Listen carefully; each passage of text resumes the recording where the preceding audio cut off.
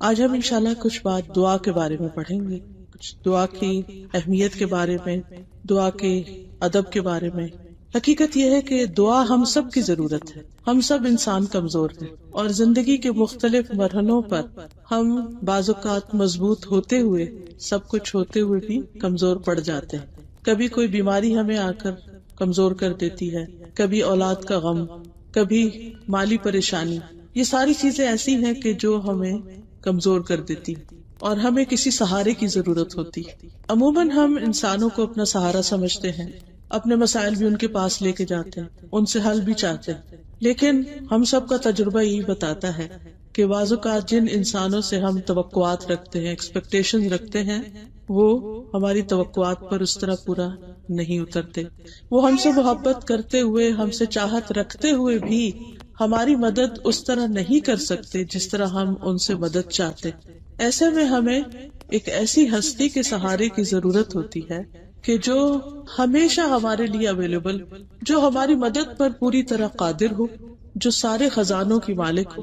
اور وہ ہم سب جانتے ہیں کہ وہ ہمارے پیدا کرنے والے، ہمارے رب اللہ سبحانہ تعالیٰ کے علاوہ کوئی بھی اور نہیں ہو سکتا، کیونکہ جن انسانوں سے ہم توقعات رکھتے ہیں وہ تو ہماری ہی طرح خود کمزور ہیں۔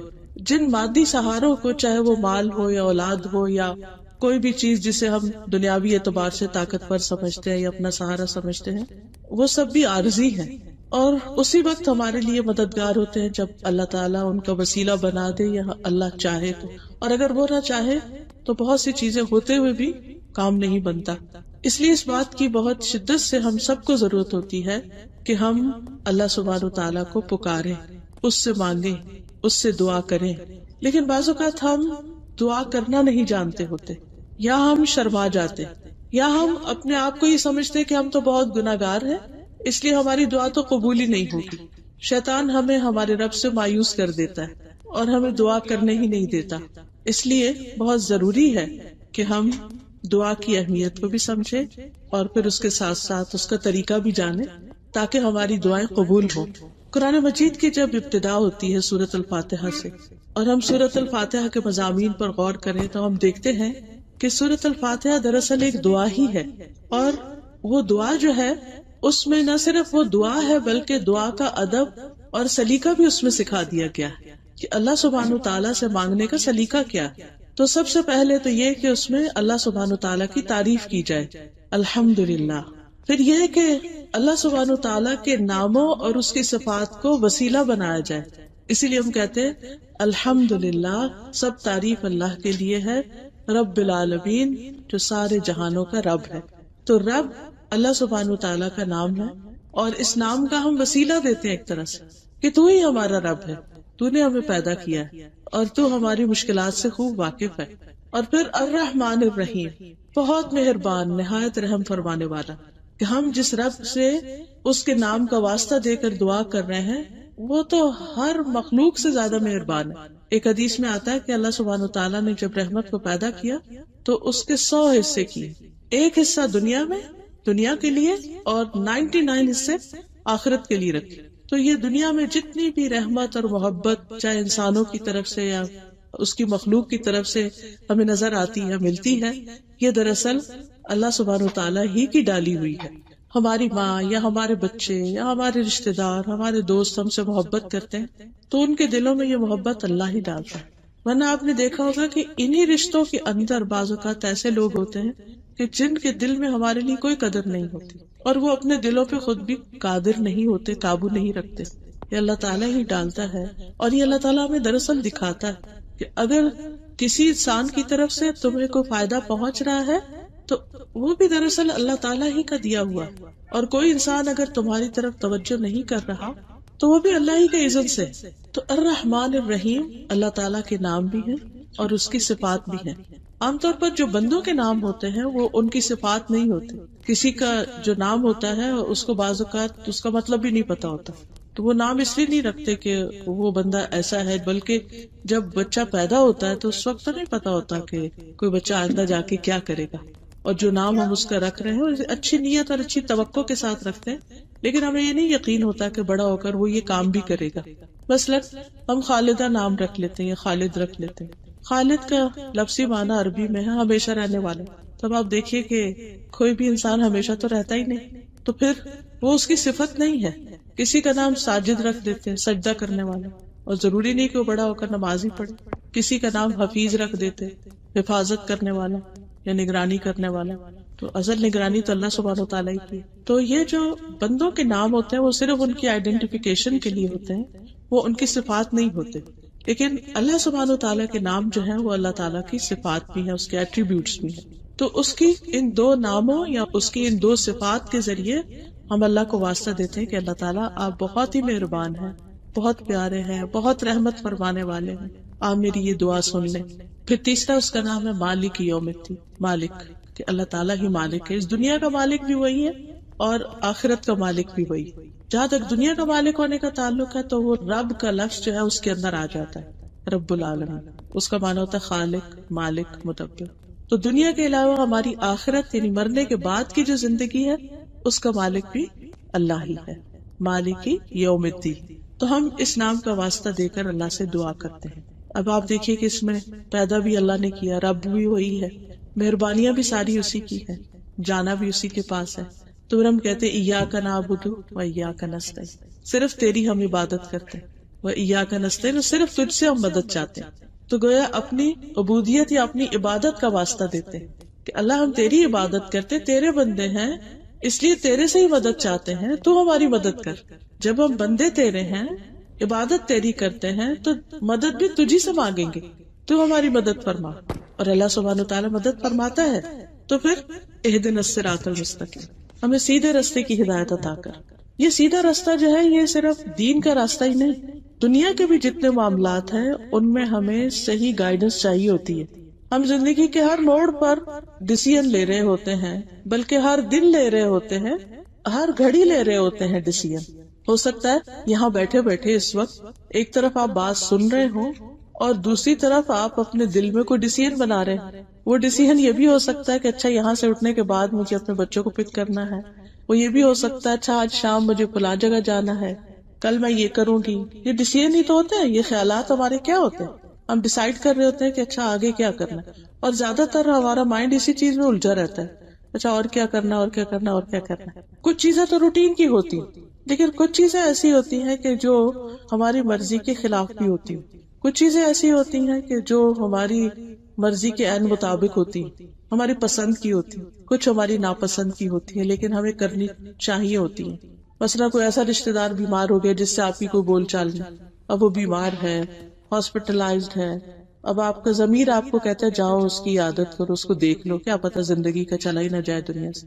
لیکن آپ کی انا کہتی نو نو نو، اس نے مجھے اس طرح اور اس طرح ہرٹ کیا، میں تو نہیں جاؤں. پھر آپ کو خیال آتا نہیں وہ میں نے فلاں درس میں سنا تھا کہ رشتوں کو جوڑنا چاہیے، خیال رکھنا چاہیے، چلو میں چلی جاتی ہوں. پھر تھوڑی دیر کے بعد آپ کو آتا ہے کہ جب میرے دل میں ہی نہیں تو میں کیا منافقت کروں، کیوں جاؤں. یعنی انسان اپ اینڈ ڈاؤن سوچتا رہتا ہے. پھر آخر کار آپ ایک ڈیسیژن بنا لیتے، یا چلے جاتے یا نہیں چلے جاتے، یہ دونوں ہی آپ کے ڈیسیژن ہیں. اب اس میں رائٹ ڈیسیژن کیا تھا، اللہ کا پسندیدہ ڈیسیژن کیا تھا، وہ ہونا چاہیے تھا دراصل آپ کے ڈیسیژن. اس کے لیے ہم بعض اوقات ہمیں پتہ بھی ہوتا ہے یہ زیادہ صحیح بات ہے، لیکن ہم اپنی ویکنس کی وجہ سے نہیں کر پاتے، تو ہمیں اس پر اللہ سے مدد چاہیے ہوتی ہے. اہدنا الصراط المستقیم، اللہ ہمیں سیدھا راستہ دکھا، ہمیں رائٹ چوائسز اور رائٹ ڈیسیژن لینے کی توفیق عطا فرما. اور دین کے معاملے میں تو ہے ہی کہ ہم اپنی زندگی اس طرح گزاریں کہ اس زندگی کے آخر میں ہم جب اللہ سے ملاقات کریں، تو ہم سب کو کرنا ہی ہے نا. اسی لیے جب کوئی فوت ہوتا ہے تو ہم کیا کہتے ہیں، انا للہ و انا الیہ راجعون، بے شک ہم اللہ کے لیے ہیں اور ہم اسی کی طرح واپس جانے والے. تو گویا ہم میں سے ہر شخص کو اس بات کا تو اچھی طرح اندازہ ہے کہ اسے ایک دن اللہ سبحانہ تعالیٰ کے سامنے جا کے کھڑے ہونا ہے. اس سے ہم بھاگ نہیں سکتے، کہیں نکل ہی نہیں سکتے. تو پھر ہمیں اس بات کی فکر بھی ضرور آتی ہے کہ کیا منہ لے کے جائیں گے. جب دنیا میں ہم کسی کے ساتھ بگاڑ کے رکھتے ہیں نا تو پھر اس کا سامنا نہیں کر سکتے.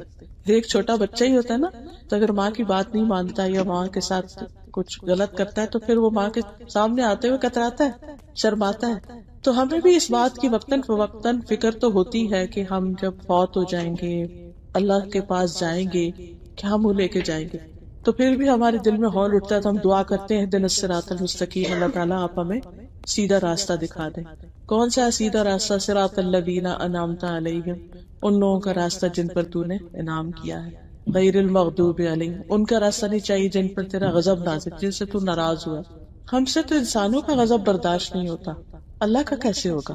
سوچئے اگر آپ کا شوہر آپ سے ناراض ہو جائے، چاہے آپ رائٹ ہی کیوں نہ ہو، چاہے وہ رانگ ہی کیوں نہ ہو، پھر بھی اس کے بعد کیا آپ کی فیلنگ ہوتی ہے؟ آپ کے پیرنٹس ناراض ہو جائیں، آپ کے بہن بھائی ناراض ہو جائیں، آپ کی اچھی دوست کوئی ناراض ہو جائے، تو وہ ناراضگی ہمارے دل پہ بڑی بوجھل ہوتی ہے۔ بندوں کی ناراضگی، بندوں کا غصہ وہ ہمیں تکلیف دیتا ہے، تو کیا اللہ سبحانہ وتعالیٰ کا غصہ ہمیں تکلیف نہیں دے گا؟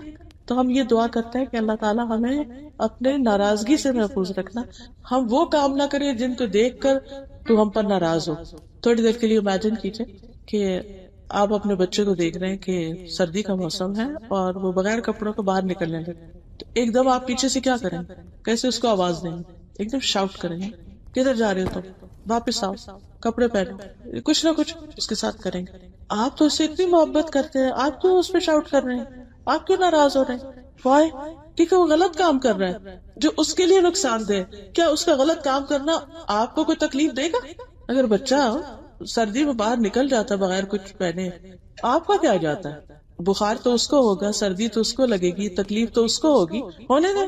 نہیں، آپ اس سے محبت کرتے ہیں، آپ کو نہیں اچھا لگتا کہ وہ تکلیف میں ہو۔ ایسے ہی اللہ تعالیٰ کی ہم مخلوق ہیں، اللہ ہم سے محبت کرتا ہے، اس کو پسند نہیں ہے کہ ہم مصیبت میں پڑے، لہٰذا وہ ہم سے ناراض ہوتا ہے اور اپنی ناراضگی کا اظہار بھی کرتا ہے۔ کچھ تو اس نے اپنے کتاب میں بتا دیا کہ کن کن باتوں سے وہ ناراض ہوتا ہے، کن کن چیزوں سے محبت کرتا ہے، اور بار بار پھر چانس بھی دیتا ہے کہ ٹھیک ہو جاؤ، ٹھیک ہو جاؤ، نہیں ہوتے ہم، الٹیمیٹلی پھر وہ سزا بھی دیتا ہے جو اس کا حق ہے۔ پھر تو غیر المغضوب، اللہ تعالیٰ ہم ایسے کام نہ کریں، اس راستے پہ نہ چلیں کہ جو اللہ کو ناراض کرے اور الٹیمیٹلی ہمارے لیے نقصان کا باعث ہو۔ ولا الضالین، اور نہ بھٹکنے والوں کا راستہ، ہمیں وہ بھی نہیں چاہیے کہ جو اپنے اصل منزل ہی کو کھو دیں اور اپنا راستہ۔ کیونکہ آپ دیکھیے گھر سے نکلنے کے بعد جب آپ ڈرائیو کر رہے ہوتے ہیں تو سب سے زیادہ فکر کس بات کی ہوتی ہے؟ کہ خاص طور پہ جب نئی جگہ جا رہے ہوں کہ آپ صحیح وقت پر صحیح جگہ پہنچ جائیں، اور بار بار میک شور کرتے ہیں کہ میں نے نمبر صحیح ڈالا، گھر کا لوکیشن صحیح ڈالی، اور پھر لوکیشن ڈالنے کے باوجود بھی آپ آنکھیں بند نہیں کر لیتے، آپ دیکھتے رہتے ہیں یہ کدھر لے جا رہا ہے مجھے، جی پی ایس کدھر لے کے جا رہا ہے، آپ کو یہ گوگل میپ کدھر لے کے جا رہا ہے، ادھر، پھر بھی آپ الرٹ رہتے ہیں۔ کیوں؟ جانے دیں اس کو اور چلتے جائیں۔ آپ بھی نہیں، آپ کو صحیح جگہ پہنچنا ہے، کیونکہ غلط جگہ پہنچ کر تو آپ مصیبت میں پڑیں گے، آپ کا کام ہی نہیں ہوگا۔ اسی طرح اگر ہم غلط راستے پہ چل پڑے، گم کر دیا ہم نے اپنا راستہ، تو ہم اس اصل منزل پہ نہیں پہنچ سکتے، وہ گھر نہیں ملے گا ہمیں۔ کون سا گھر؟ وہ جنت والا گھر۔ وہ گھر جو ہے اس تک پہنچنے کے لیے صحیح ڈائریکشن پہ جانا بہت ضروری، تو وہ ہم اللہ تعالیٰ سے بار بار دعا کرتے رہتے ہیں کہ اللہ تعالیٰ ہمیں بھٹکنے سے بچانا، گم ہونے سے بچانا۔ ہم لاسٹ نہیں ہونا چاہتے، ہم اسی میں ہی پہنچنا چاہتے، کہ اور نہیں جانا چاہتے۔ دنیا میں تو یہ ہوتا ہے نا، نہیں ملا گھر، نہیں ملی جگہ، تو کیا ہوتا ہے؟ اب واپس آ جاتے ہیں، تھوڑی دیر موڈ آف ہوتا ہے، اس میں ٹھیک ہو جاتے ہیں۔ لیکن وہاں تو نہ واپسی کا راستہ ہے اور نہ ہی پھر کوئی اور اچھی جگہ، وہاں دوسرا راستہ تو انتہائی جہنم کی کھائی ہے، تو بہت ہی تکلیف دہ ہے۔ تو اس لیے ہم سورۃ الفاتحہ میں دعا کر رہے ہوتے ہیں، جس میں دعا کا ادب بھی بتا دیا گیا، یہ بھی بتا دیا گیا کیا مانگو، اور ساتھ ہی یہ کہ کس طرح مانگو، اس میں کیا چیزیں نہ ہو۔ تو دعا مانگنے میں جو سب سے اہم سلیقہ اور طریقہ ہے، یا سب سے اہم ادب ہے، وہ ہے اللہ سبحانہ تعالیٰ کی حمد و ثنا کرنا، اللہ کی تعریف کرنا۔ جب بھی آپ دعا کریں تو حمد و ثنا ضرور کریں۔ اس میں ڈفرنٹ ورژنز ہیں، لمبی سے لمبی تعریف بھی ہو سکتی ہے اور ایک لفظ کے ساتھ بھی تعریف ہو سکتی۔ جب آپ کہتے ہیں یا رب، تو رب کیا ہے؟ اللہ تعالیٰ کی صفت، تو ایک طرح سے آپ نے تعریف ہی کر دی اپنے رب کی، اس کا نام لے لیے یا رحمان، کیونکہ اللہ تعالیٰ خود فرماتے ہیں وَلِلَّهِ الْأَسْمَاءُ الْحُسْنَى فَادْعُوهُ بِهَا، اللہ کے لیے ہے اچھے اچھے نام، ان ناموں کے ساتھ اس کو پکارو۔ تو ہم نے پھر اللہ کی تعریف کی، اور اگر آپ کے پاس زیادہ وقت ہے تو آپ اللہ تعالیٰ کی زیادہ تعریف کر لیں۔ اور تعریف کیوں کریں؟ اس لیے کہ ہر چیز اسی کی ہے، للہ ما فی السماوات والارض، اللہ ہی کے لیے ہر وہ چیز جو آسمان و زمین میں ہے۔ ان اللہ هو الغنی الحمید، بے شک اللہ وہی غنی ہے، بے نیاز ہے، تعریف والا ہے، حمد و ثنا کے لائق وہی ہے۔ اور دیکھیں دنیا میں اگر کسی کے پاس کوئی چھوٹی سی بھی اچھی چیز ہوتی ہے نا، تو ہم اس کی تعریف کرتے ہیں، یا اس چیز کی تعریف کرتے ہیں، اس کے مالک کی تعریف کرتے ہیں. بس کسی کے بچے اچھے ہوں، پیارے ہوں، کسی کے بس اچھے کپڑے اس نے پہنے ہوئے، جیولری، تو ہم تعریف کے بغیر رہتے نہیں. یعنی یہ نہیں ہوتا کہ وہ ہمیں کہتا ہے میری تعریف کرو، بلکہ ہم دیکھتے ہی ہمارا دل کرتا ہے کہ ہم تعریف کریں، کیونکہ ہمیں خوشی ہوتی ہے اپریشیٹ کر کے، اچھا لگتا ہے، خود کو اچھا لگتا ہے. کیونکہ جو قابل تعریف چیز ہوتی ہے اس کی تعریف کرنا ہی ہماری صحت کے لیے اچھا ہے. اگر ہم اپریشیٹ نہیں کرنا جانتے تو دراصل اپنے آپ کو ہی پریشان رکھتے ہیں. اور آپ نے دیکھا کہ زندگی میں کچھ ایسے لوگ بھی ہوتے ہیں بہت منفی نیگیٹو تھنکنگ ہوتی ہے ان کی، ہر چیز میں نقص ڈھونڈ لیتے ہیں. کریٹیکل ہونا بہت اچھی بات ہے، لیکن اوور کریٹیکل ہونا کہ جس میں آپ کو خوبی تو کوئی نظر ہی نہ آئے، ہر چیز میں نقص ہی نقص نظر آئے، یہ بلائے جان ہوتا ہے انسان کے لیے، اپنے لیے بھی دوسروں کے لیے. ایسے لوگ اپنے آپ کو بھی تکلیف میں ڈالے رکھتے ہیں اور دوسروں کو بھی تکلیف میں ڈالتے ہیں. تو جس شخص کے اندر یہ عادت ہوتی ہے نا کہ وہ ہر چیز میں سے کوئی نہ کوئی بہتری کا، بھلائی کا، خیر کا، اچھائی کا پہلو نکال لیتا ہے اور پھر اس کا ذکر کرتا ہے، اس کو مینشن کرتا ہے، ایسا شخص دنیا میں خوش رہ سکتا ہے، یہاں بھی خوش رہ لیتا ہے. کیونکہ اس کی نظر یعنی وہ ایک اچیور ہوتا ہے، اس کو ایک سینس آف اچیومنٹ ہوتی ہے کہ میرے پاس ہے. اور دوسرا اس کو سینس آف لاس ہوتا ہے، وہ لوزر ہوتا ہے کہ میرے پاس کچھ نہیں.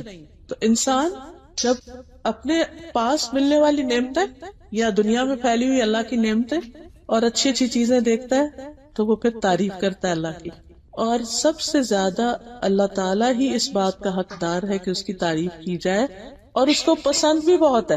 یعنی ہمارے رب کو تعریف پسند ہے، تو جو چیز ہمارے رب کو پسند ہے وہ کرنا ہمارے ہی فائدے میں ہے. مثلاً جب آپ لوگوں سے بھی ڈیل کر رہے ہوتے ہیں اور آپ کو پتا ہو ان کی پسند کیا، چوائس کیا ہے، اس کے مطابق آپ کام کرتے ہیں تو آپ کو بھی خوشی ہوتی ہے، دوسرے کو بھی ہوتی ہے. اب آپ دیکھیے کہ مثلاً حمد کا ایک ورژن یوں بھی ہے، اللہم ربنا لک الحمد ملء السماوات وملء الارض وما بینہما وملء ما شئت من شیء بعد اہل الثناء والمجد لا مانع لما آتیت ولا معطی لما منعت ولا ينفع ذا الجد منک الجد.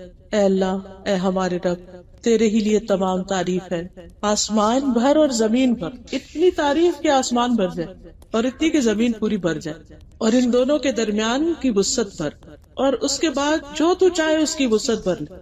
اے تعریف اور بزرگی والے، جو تو عطا کرے اسے کوئی چھین نہیں سکتا، جس سے تو محروم کر دے وہ کوئی دے نہیں سکتا، اور نہ کسی مرتبے والے کو تیرے سامنے اس کا مرتبہ کوئی فائدہ دے سکتا ہے. دنیا میں کوئی وائٹ ہاؤس کا ہی مالک کیوں نہ ہو جائے، لیکن اس کو فائدہ نہیں دے سکتا وہ سب کچھ اللہ کے سامنے. اللہ سبحانہ تعالیٰ کے سامنے انسان کی جو عاجزی ہے اور اس کی جو عبودیت ہے اور اس کا جو اللہ کے سامنے جھکنا ہے وہ اللہ کو پسند ہے. انسان سب سے زیادہ قریب اپنے رب کے اس وقت ہوتا ہے جب وہ سجدے کی حالت میں ہوتا ہے. پھر اسی طرح اللہ سبحانہ تعالیٰ نے انسان کو جب پیدا کیا تو پہلے الفاظ جو انسان کو سکھائے یا پہلے الفاظ جو انسان کے منہ سے نکلے وہ الحمدللہ کہتے. حضرت انس کہتے ہیں کہ جب اللہ تعالیٰ نے آدم علیہ السلام میں روح پھونکی اور روح جب ان کے سر تک پہنچی تو انہوں نے چھینک ماری اور کہا الحمدللہ رب العالمین. اللہ تبارک تعالیٰ نے ان سے فرمایا یرحمک اللہ، اللہ تجھ پہ رحم کرے. یعنی ان کو ایک طرح سے ادب سکھایا اس کا جواب کیا ہوگا. اور یہ حقیقت ہے کہ ہم نماز کا آغاز بھی اس سے کرتے ہیں، یعنی سورۃ الفاتحہ میں. پھر اسی طرح قرآن مجید میں آتا ہے وَهُوَ اللَّهُ لَا إِلَٰهَ إِلَّا هُوَ لَهُ الْحَمْدُ فِي الْأُولَىٰ وَالْآخِرَةِ وَلَهُ الْحُكْمُ وَإِلَيْهِ تُرْجَعُونَ. اور وہی اللہ ہے جس کے سوا کوئی معبود نہیں، اسی کے لیے دنیا اور آخرت میں سب تعریف ہے، اولا بھی، اول بھی اور آخر بھی، اور اسی کے لیے حکم اور اسی کی طرف تم لوٹائے جاؤ گے. پھر اسی طرح آپ دیکھیے کہ سورۃ الفاتحہ جو ہے اس میں آغاز اللہ سبحانہ تعالیٰ کی تعریف سے ہوتا ہے. اور جیسے میں نے پہلے بھی عرض کیا کہ ہم یا تعریف جو ہے اللہ تعالیٰ کو بہت زیادہ محبوب ہے. اسود کہتے ہیں میں ایک شاعر تھا، میں نبی صلی اللہ علیہ وسلم کی خدمت میں حاضر ہوا. میں نے عرض کی یا رسول اللہ، میں نے شعروں میں اپنے رب کی حمد کی ہے، مدح کی ہے. کہ ہمارے یہاں بھی وہ حمد لکھتے ہیں. فرمایا تمہارا رب حمد کو پسند کرتا ہے. رسول اللہ صلی اللہ علیہ وسلم نے فرمایا ما من شیء احب الی اللہ من الحمد. حمد سے بڑھ کر کوئی چیز اللہ کو زیادہ محبوب نہیں. یعنی جب ہم اللہ کی تعریف بیان کر رہے ہوتے ہیں تو یہ چیز اللہ تعالیٰ کو بے حد پسند آتی، بے حد محبوب ہوتی ہے. اور جو لوگ اللہ کی حمد و ثنا کے لیے اکٹھے ہوتے ہیں فرشتے ان کو گھیر لیتے. آپ نے فرمایا اللہ کے کچھ فرشتے ایسے ہیں جو راستوں میں پھرتے رہتے ہیں اور اللہ کا ذکر کرنے والوں کو ڈھونڈتے رہتے ہیں، پھر جہاں وہ کچھ ایسے لوگوں کو پا لیتے ہیں جو اللہ کے ذکر میں مصروف ہوتے ہیں تو ایک دوسرے کو آواز دیتے ہیں کہ اپنی حاجت کی طرف آؤ۔ فرمایا پھر وہ آسمان دنیا تک اپنے پروں سے ان کو گھیر لیتے ہیں، یعنی فرشتے ان کے اوپر اپنے پر کر لیتے ہیں۔ فرمایا پھر ان کا رب ان سے پوچھتا ہے، حالانکہ وہ اپنے بندوں کے متعلق خود بھی خوب جانتا ہے کہ میرے بندے کیا کہہ رہے تھے۔ وہ جواب دیتے ہیں وہ تیری تسبیح کر رہے تھے، تیری بڑائی بیان کر رہے تھے، تیری حمد کر رہے تھے، تیری بڑائی بیان کرتے تھے۔ اللہ تعالیٰ پوچھتا ہے کیا انہوں نے مجھے دیکھا ہے؟ تو وہ جواب دیتے نہیں، اللہ کی قسم انہوں نے تجھے نہیں دیکھا۔ اس پر اللہ تعالیٰ فرماتے ہیں اگر وہ دیکھ لیتے تو ان کا حال کیا ہوتا؟ فرمایا کہ وہ جواب دیتے ہیں کہ اگر وہ تیرا دیدار کر لیتے تو تیری عبادت اور بھی زیادہ کرتے، تیری بڑائی اور ہم سب سے زیادہ بیان کرتے، تیری تعریف سب سے زیادہ کرتے۔ پھر اللہ تعالیٰ ان سے پوچھتے کہ وہ کیا مانگتے ہیں؟ فرشتے کہتے ہیں وہ جنت مانگتے ہیں۔ اللہ تعالیٰ پوچھتے ہیں جنت کو دیکھا؟ کہتے ہیں نہیں۔ فرشتے کہ جنت کو دیکھ لے تو کیا کریں؟ تو وہ کہتے ہیں کہ اگر وہ جنت کو دیکھ لیتے تو اور بھی زیادہ اس کی تمنا کرتے۔ پھر وہ اسی طرح جہنم کے بارے میں کہ اگر وہ اسے دیکھ لیتے تو اس سے سب سے زیادہ بچتے۔ تو اللہ سبحانہ و تعالیٰ پھر انہی فرشتوں کو گواہ بنا کے فرماتے ہیں کہ میں نے ان کو بخش دیا، ایسے لوگوں کو جو بیٹھ کے میری تعریف کر رہے ہیں، ذکر کر رہے ہیں، تسبیح کر رہے ہیں، میں نے ان کو بخش دیا۔ فرشتوں میں سے ایک فرشتہ کہتا ہے کہ اس میں فلاں بھی تھا جو ان میں سے نہیں تھا، وہ اس کام کے لیے نہیں آیا تھا، وہ تو ویسے ہی آ گیا تھا۔ اللہ تعالیٰ فرماتے ہیں یہ وہ لوگ ہیں جن کی مجلس میں بیٹھنے والا بھی نامراد نہیں ہوتا، یعنی اس کو بھی حصہ مل جاتا ہے۔ پھر یہ یاد رکھیے کہ ہم جتنی اللہ کی تعریف زیادہ کریں گے قیامت کے دن اتنا ہی مقام زیادہ ہوگا۔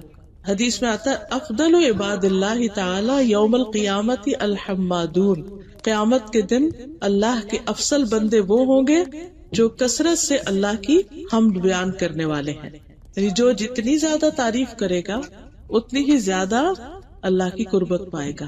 پھر اسی طرح ہم اللہ کی حمد میں ایک تو کہتے ہیں نا الحمدللہ اور ایک کہتے ہیں سبحان اللہ۔ سبحان اللہ کا مطلب ہے اللہ تعالیٰ پاک ہے ہر عیب سے، نقص سے۔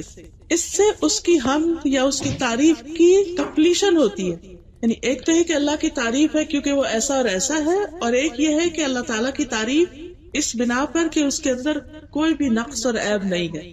تو عموماً ہم پڑھتے ہیں یہ کلمہ سبحان اللہ و بحمدہ سبحان اللہ العظیم، پاک ہے اللہ ساتھ اپنی تعریف کے، پاک ہے اللہ جو بہت ہی عظیم ہے۔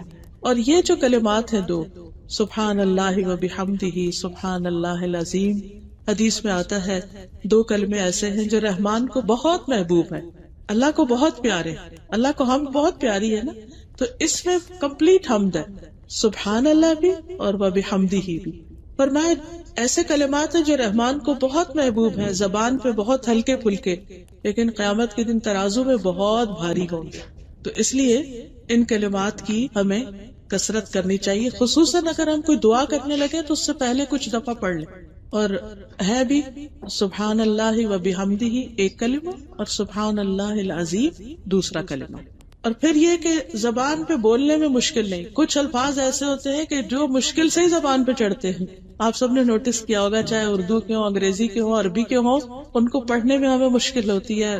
اور خصوصاً جب شروع میں کوئی چیز سیکھ رہے ہوتے ہیں، جیسے بچے ہیں تو ان کو آپ ایک چیز اتنی دفعہ کہلواتے اتنی دفعہ کہلاتے جب جا کر ان کی زبان پہ چڑھتے، لیکن اگر آپ بچوں سے بھی کہنا سبحان اللہ کو تو ایزیلی کہیں گے، آسانی سے کہہ دیں گے، مشکل نہیں ہوگی ان کو، بلکہ ان کو بچپن سے سکھا دینا چاہیے۔ عموماً میری کوشش ہوتی ہے کہ بچے جیسے گاڑی پر بیٹھے ہیں تو آپ کو اچھا چلے جنت میں ٹریز لگائیں، سبحان اللہ کہیں، سبحان اللہ پڑھنا شروع کریں۔ تو واقعی کچھ بچے کافی دیر تک سبحان اللہ انگلیوں بھی گن گن کے پڑھ رہے ہوتے ہیں، کیونکہ عادت اگر بچپن سے پڑھ جائے تو بڑے ہو کر ذکر کرنا مشکل نہیں ہوتا۔ اور پھر یہ کہ چونکہ آسان ہے، ہلکے ہیں، ان کا فائدہ بہت ہے۔ اور میزان کتنا ہے؟ میزان سے مراد وہ اسکیل ہے جو قیامت کے دن ہوگا، اس میں بہت بھاری ہوں گے۔ اس کے بارے میں حدیث میں آتا ہے کہ قیامت کے دن اتنے بڑے بڑے اسکیل رکھے جائیں گے کہ اگر آسمان اور زمین کو اس میں رکھ کے تولا جائے تو وہ بھی اس کے اندر آ جائیں گے۔ سوچئے وہ اسکیل کتنا بڑا ہوگا جس میں زمین اور آسمان بھی سما جائیں، تولے جائیں۔ فرشتے پوچھیں گے یا رب یہ ترازو کس کے لیے وزن کرے گا؟ یعنی اتنا بڑا ترازو یہ کیا اس میں رکھنا ہے نا؟ اللہ تعالیٰ فرمائیں گے میں اپنی مخلوق میں سے جس کے لیے چاہوں گا. فرشتے کہیں گے سبحانک ما عبدناک حق عبادتک، اے اللہ تو پاک ہے، ہم تیری عبادت ویسی نہ کر سکے جیسی کرنے کا حق ہے. یعنی تیرے پاس دینے کے لیے، ثواب کے لیے تو اتنا کچھ ہے، لیکن ہمارے پاس اللہ کو دینے کے لیے کتنا وقت ہے، کتنی عبادت ہے، کتنا ذکر ہے، کتنی تلاوت ہے، کتنا صدقہ خیرات ہے، ہم سب اچھی طرح جانتے ہیں ہم کیا کریں. ہماری بیسٹ چیزیں دنیا کے لیے، بیسٹ ایفرٹ، ٹائم، منی، بچے، ہر چیز، کہ وہ جو وہاں ملنے والا ہے اس کی طرف توجہ کم ہے. تو بہرحال فرشتے اگر یہ کہہ رہے سبحانک ما عبدناک حق عبادتک، اور وہ فرشتے جو دن رات اللہ کی تسبیح کرتے انہوں نے کبھی کوئی غلط بات منہ سے نکالی ہی نہیں، تو ہم کہاں کھڑے. تو بہرحال سبحان اللہ جب انسان کہتا ہے تو اس کا مطلب یہ ہے کہ اللہ سبحانہ و تعالی ہر کمزوری سے پاک ہے، ہر عیب سے پاک ہے، ہر شریک سے پاک ہے، کوئی اس جیسا نہیں، اس کو موت نہیں آئے گی، اس کو نیند نہیں آتی، اس کو اونگ نہیں آتی، اسے کسی کی مدد نہیں چاہیے، وہ ہر چیز میں پرفیکٹ ہے، ساری صفات میں کامل. یعنی انسان میں ہوتا ہے نا کہ کوئی ایک چیز، ہم سب کو پتا ہے کہ ہماری کچھ اسٹرینتھس ہوتی ہے، کچھ ویکنیسز ہوتی ہیں. اللہ سبحانہ تعالیٰ کی کوئی ویکنیس نہیں، ساری ہی اسٹرینتھس ہیں. جتنی بھی اس کی صفات ہیں جو انسانوں کو معلوم ہے ان سب کے اندر وہ پرفیکٹ ہے. اللہ تعالیٰ کو نہ تھکاوٹ آتی، نہ بوریت ہوتی. پھر اللہ تعالیٰ مخلوق کی مشابہت سے پاک ہے، یعنی مخلوق میں سے، کریشن میں سے کوئی ایسا نہیں جو اللہ کی طرح ہو. پھر اسی طرح ہم کہتے ہیں سبحان اللہ العظیم، تو اللہ تعالیٰ کی عظمت بیان کرتے ہیں کہ اللہ تعالیٰ بہت بڑا ہے. لہو ما فی السماوات و ما فی الارض وہو العلی العظیم. آیت الکرسی میں ہم بار بار یہ کہہ رہے ہوتے ہیں. پھر ہم دعا بھی مانگتے ہیں اللہ کے چہرے کا وسیلہ دے کر جس سے بڑی کوئی چیز نہیں.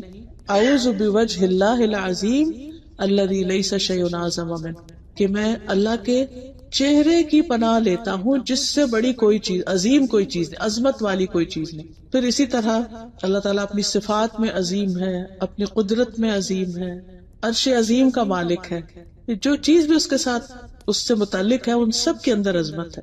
پھر یہ بھی یاد رکھیے کہ تسبیح اگرچہ ہم والنٹریلی کرتے ہیں لیکن اس کا ہمیں حکم بھی دیا گیا ہے، خاص طور پر نبی صلی اللہ علیہ وسلم کو سبح اسم ربک الاعلی، اپنے رب کے نام کی تسبیح کریں جو سب سے بلند ہے، الاعلی ہے. اور ایک اور جگہ پر فسبح بحمد ربک وکن من الساجدین. ایک اور جگہ پر یا ایھا الذین آمنوا اذکروا اللہ ذکرا کثیرا وسبحوہ بکرۃ واصیلا. اے لوگوں جو ایمان لائے اللہ کو بہت زیادہ یاد کرو، صبح اور شام اس کی تسبیح کرو. تو الحمدللہ ہم نمازوں میں بھی جو لوگ نماز کی پابندی کرتے ہیں وہ اس حکم کو مانتے ہیں. سجدے میں سبحان ربی الاعلی کہتے ہیں، رکوع میں سبحان ربی العظیم کہتے ہیں. پھر اسی طرح صبح و شام کی دعاؤں میں اللہ کی تسبیح کر رہے ہوتے ہیں. نبی صلی اللہ علیہ وسلم نے فرمایا کہ آسمان چرچرا رہا ہے اور اس کا حق ہے کہ وہ چرچرائے. قسم اس ذات کی جس کے قبضے میں محمد صلی اللہ علیہ وسلم کی جان. وہاں ایک بالش جگہ بھی ایسی نہیں جہاں کوئی فرشتہ اپنی پیشانی رکھے اللہ کی حمد کے ساتھ اس کی تسبیح نہ کر رہا ہو.